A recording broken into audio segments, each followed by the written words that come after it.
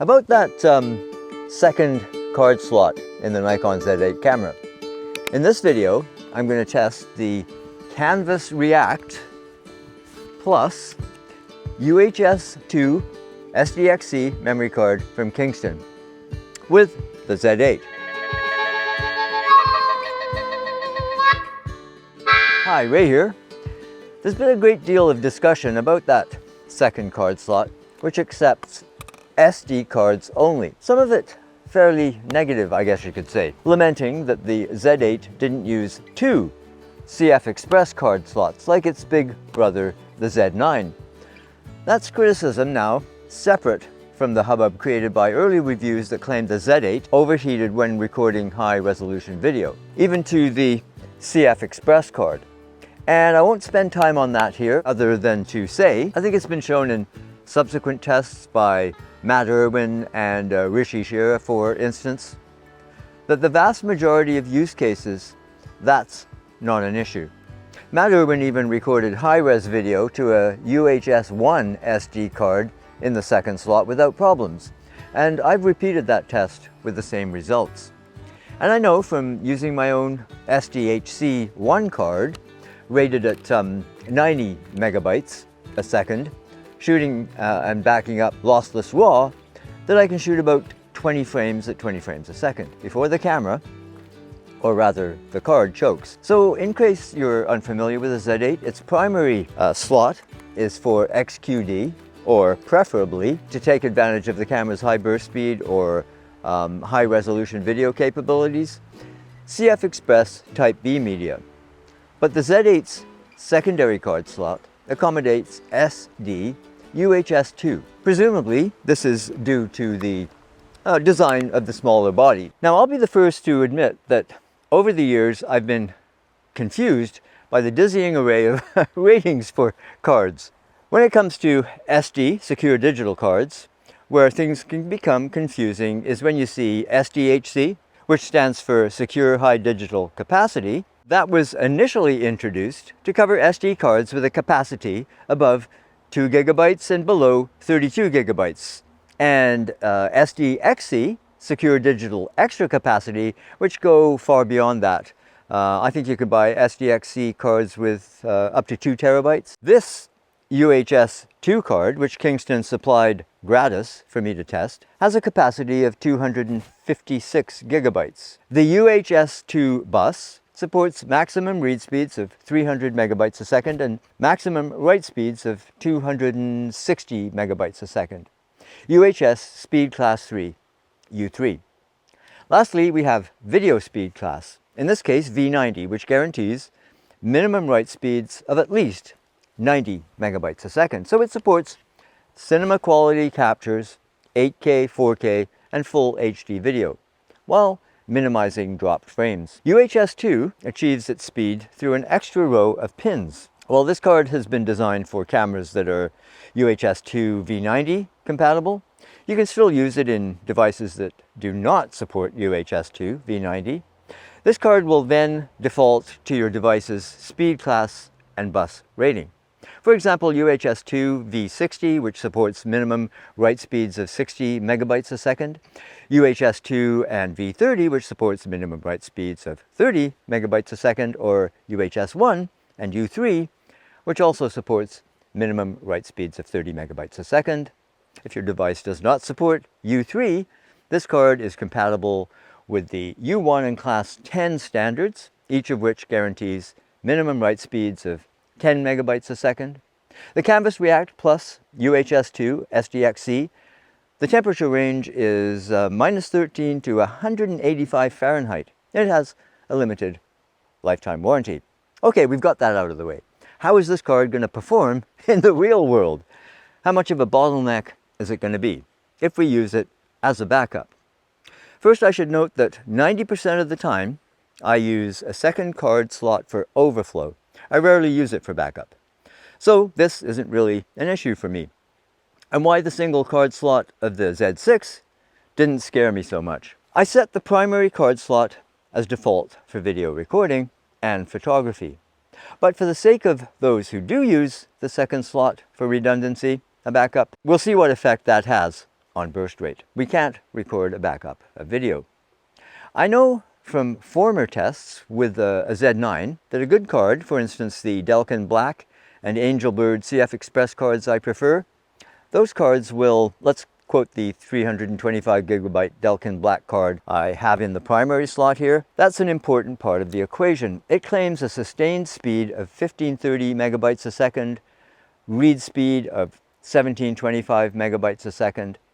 These kinds of cards will give me 70 or so lossless compressed raw exposures at 20 frames per second before the buffer fills and I have to give the camera a moment to digest the images. And I should say that I don't use lossless compressed RAW, preferring to shoot high efficiency star RAW with the Nikon Z8 and Z9. But for the sake of this test, let's begin with lossless compressed and the same backed up to the SD card. We simply set the image quality to RAW, secondary slot function to backup, 20 frames a second, and away we go. So we're recording to the first card, the CFExpress, lossless compressed RAW, and to the second card, same thing as a backup. So let's see how many shots we get before things gum up.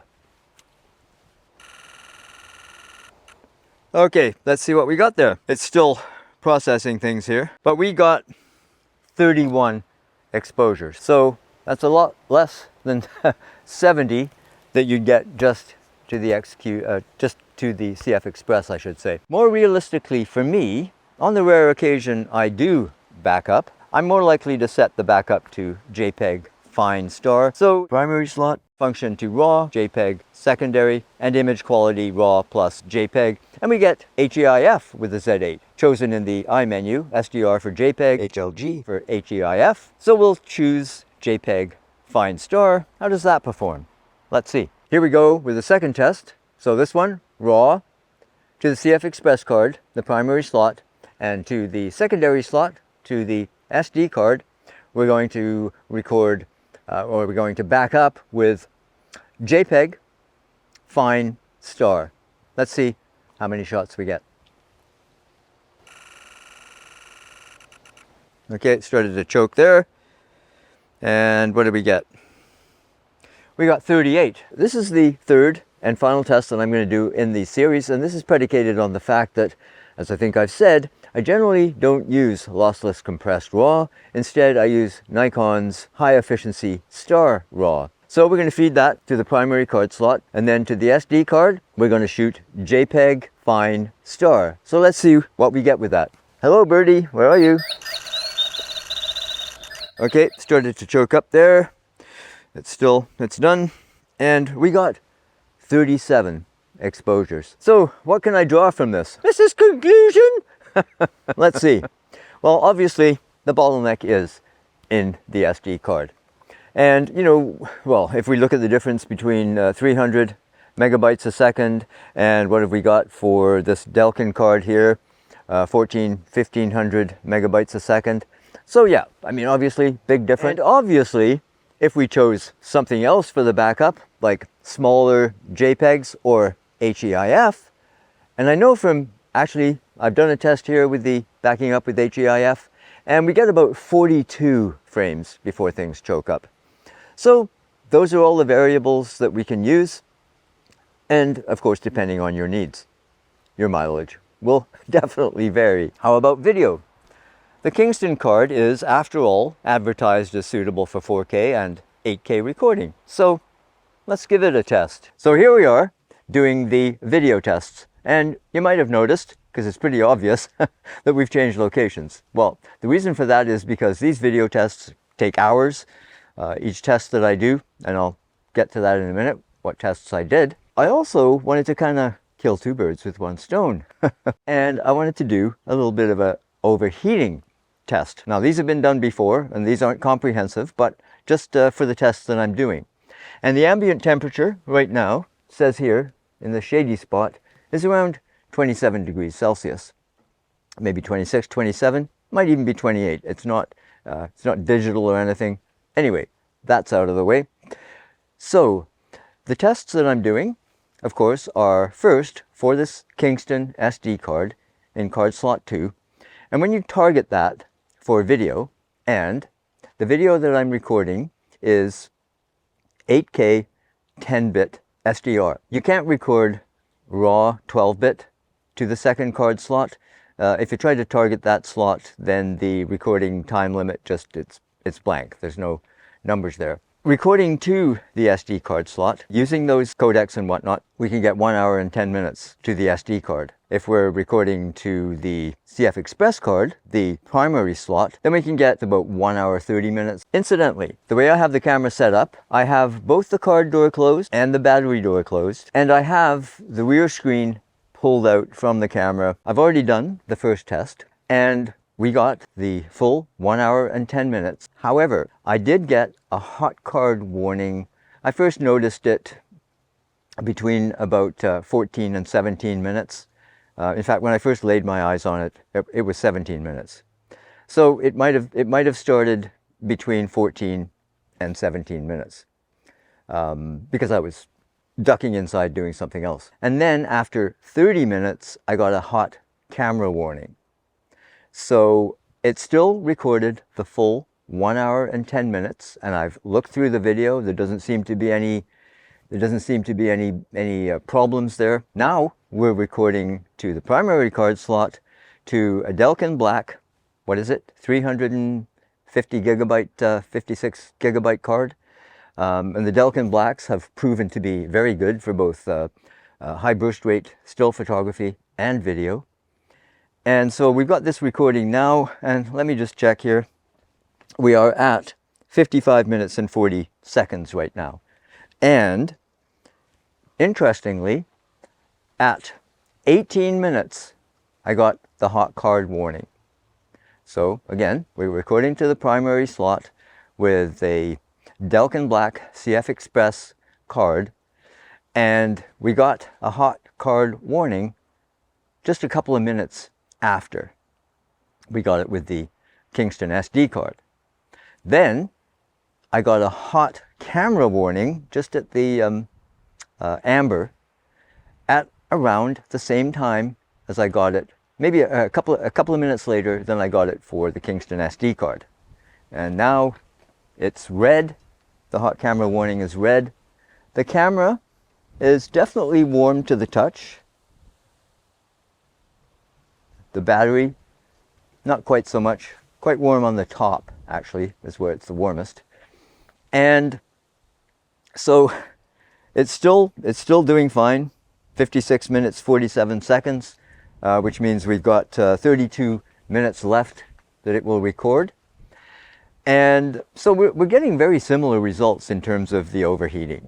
But even though it's overheating, we're getting these warnings, it's still recording. And that coincides with other tests that I've seen, that we get these warnings, but it does the full record time. Now, I didn't let it cool down or start it up again. And here's why. Because I'm never going to record for hours. Maybe occasionally, but I'm not going to be recording to the SD card. I mean, that's going to be my workflow. I can't ever see me having to record video to the SD card, and certainly not 8K 10-bit. I'm going to record that to the primary card, and we're seeing we're getting similar performance in terms of the heating issue. Now again, we're 27 degrees Celsius here today. I'm actually getting overheated myself standing here talking to you. So I will come back and tell you if the CFExpress card, if we recorded right to the end, or if the camera shut down, or any other problems occurred. But the way I see it right now, we can record 8K to the Kingston SD card with no issues other than overheating issues. But it still does the job. Here we are with the final report on the recording to the 325 gigabyte Delkin Black card in the primary card slot. As I've said, we got the same overheating warnings at around the same time. So what can we draw from that? Well, what I'd say is the Kingston card is very good in terms of heat dissipation. Certainly better than some of the CFExpress cards that I've read and heard about. So again, pretty impressive. Oh, one thing that I should mention. I noticed in previewing some of the clips before this that this Z6 was having a hard time focusing on my face. And I think, I think it might have been the wheelie that pulls the sunshade up and down. And that was swinging back and forth. Was it that, or was it this bush? I don't know. So we'll see in this clip maybe. Anyway, back to the point. The Delkin card, as I say, recording 10-bit 8K to that card should get 1 hour 30 odd minutes, and I didn't replace the battery, so it didn't quite make it. It was 5 minutes short, just 5 minutes short. So what does that mean? Ray's not very good at arithmetic. So that means we got 2 hours and 44 minutes of recording before that battery, the EN-EL15C, before that battery died. That's also pretty impressive, wouldn't you say? So, you know, some of the drawbacks that people talked about with the Z8 cameras, overheating, short battery life. No, I mean, battery life for shooting stills, I don't even think about it. I can get, I mean, I always carry 3 EN-EL15C batteries, but still, the performance I think is really very good. And if I was out shooting primarily video, I knew I'm going to be shooting for a long time, then I'm going to use the USB-C for external power, whether that's from a power bank or from, say, a V-mount battery. So I'm loving the Z8 camera. It's just awesome. It's a little bit lighter. It's still very good for video.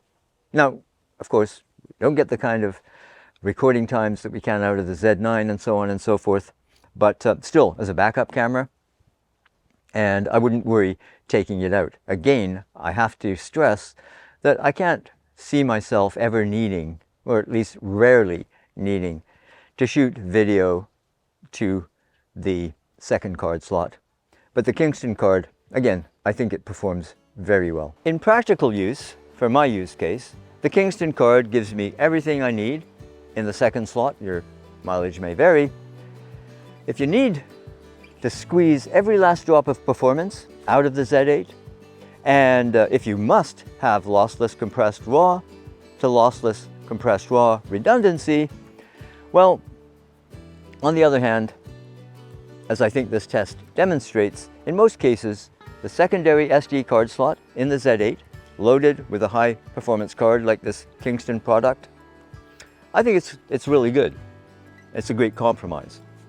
Using high efficiency star RAW, using the secondary slot as overflow, or backing up with JPEG, even fine star, is going to cover most people's needs, I think. It's priced reasonably at $190 US for this 256 gigabyte unit. Let me know in the comments if that covers your use case, or will it leave you wanting? A Z9, I guess. Build quality appears to be robust. Time and use will tell here. Do give this video the old thumbs up if you found it useful, and check out this related video. If this is your first time here, please do consider subscribing. We'd really love to see you again. In the meantime, take care, cheers, and we'll see you later.